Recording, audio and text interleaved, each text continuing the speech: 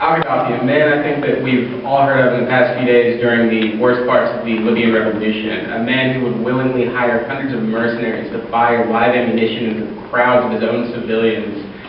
A man who would allow his soldiers to be burned because they wouldn't fire into the protesters. And a man who would even capture over 1,500 political prisoners and keep them for 3 days without giving them any food or water. The real question about this is whether or not the protests really passed the four-way test. And I think that today, through this speech, I will tell you why they do pass the test and why we should support that revolution that's going on today. The first question in the four-way test, is it the truth? The fact is, it's righteous in what the people are doing. They're standing up for their freedoms, they're standing up for what they believe in, and they're standing up for a thing called democracy, over a thing called terrorism. This man is a tyrant, and he is a terrorist. He actually, when somebody stepped down from office who was under him, he gave information stating that Gaddafi was the man who ordered the Lockerbie bombing, killing 260 Americans who were simply trying to fly back to New York City. This is absolutely a terrorist attack, and this man should not be allowed to go free from this. He should not be allowed to rule a country, and these people are simply fighting for freedom. So, given that it is right, and they are fighting for what they want, and he is a terrorist, I believe that this, in this sense, is the truth and the right thing to do. The next question is it fair to all that are concerned? Well, in the case of a war, it's not necessarily going to benefit the people on the losing side, but in fairness, it is fair in that he has committed terrible acts against people, and in fact, almost committed genocide on his people, if it had not been for the fighters who ejected from their jets before bombing the entire city of Benghazi, home to over 1 million people. Gaddafi ordered his fighters from the Air Force to drop bombs over the entire city of Benghazi, probably killing everybody in the entire city.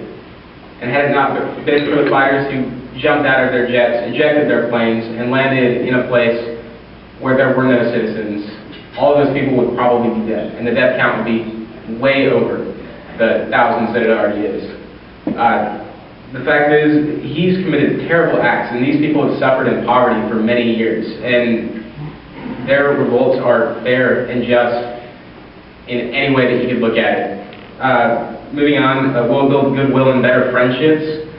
The fact is, by making a democracy and doing what they want for their country, it will be fair, and therefore it will build goodwill. The money that they get from the oil they produce would be spread around the country evenly and fairly, and that alone would promote goodwill and better friendships. But also the fact that they would be voting for who they want to run their country and how they want their country to be run, that also would promote goodwill and better friendships and greatly improve the country.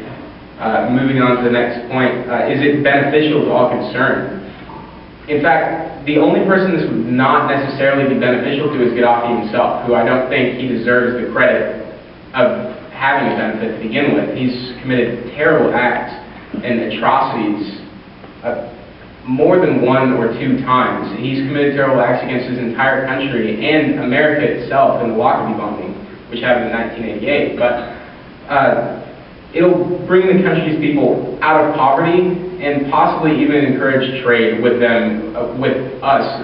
We do not want to trade with terrorists, and therefore the fact that Gaddafi is a terrorist and has committed great atrocities on our nation, we would not want to trade with him whether or not he's offering oil or anything. The fact that he would be put out of power would also allow us to continue trade and improve our economy, as well as improving their country and their quality of life. This, in conclusion, I think passes the four-way test with flying colors. I see no reason as to why we shouldn't support this. It is the truth in that it is righteous, and the man is a terrorist. He needs to be put out of power and taken from his throne. It is fair to all concerned in that it will help even their economy, and it will help them actually choose who they want as a leader for their country and what they want to be done for their own country, not to mention that it grants people freedom. It will build goodwill and better friendships in that it will unite the country and it will improve their quality of life and everything about their country. It will be beneficial to all concerned in that it will completely change their country, giving them freedom as opposed to terrorism, which is what they've been stuck with for over 30 years while Gaddafi has been in power.